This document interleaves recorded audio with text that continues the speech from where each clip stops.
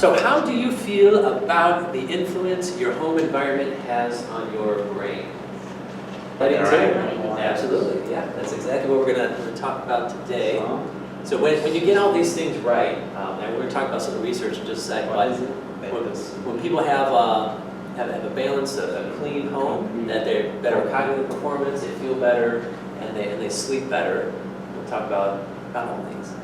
So a study done at Harvard, they analyzed workers and their cognitive performance based off the air environment. So they had people in just a standard working environment, and then they did something to lower the CO2 and lower the volatile organic compounds. These are essentially things that we breathe in that have some sort of toxic effect on our body and on our mind. And they found out they had 61% higher cognitive scores in what we'll call these green buildings. And then they also analyzed people that had the same green building, plus they had better ventilation too. So what is green building?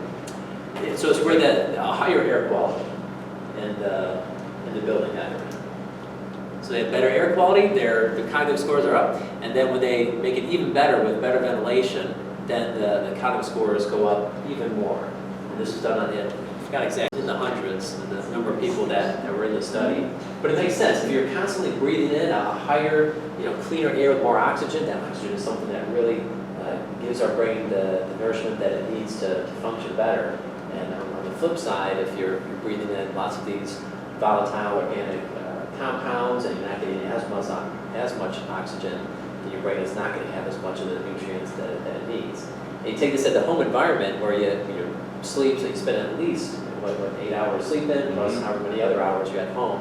That's a good amount of time in terms of what you're breathing in, and also just in what you see and what you experience in your home environment. So for the cleaner air and better air, should we have all the doors and windows open?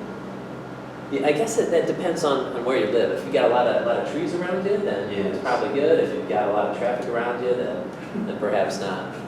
But something that everyone can do, having less carpet in your home tends to help keep the air quality better.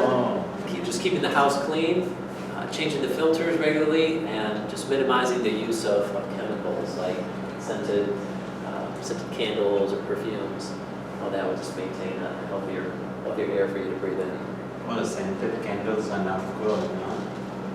Not as good as it's the chemically scented ones. I believe there are some scented candles that don't have the chemicals used to create that scent. As mentioned earlier, the colors matter as well. Just in terms of what you look at impacts the performance of your brain. They did a study and found out that when people have more blue in their visual field, their creativity scores go up. And when there's more red, that their attention to detail goes up.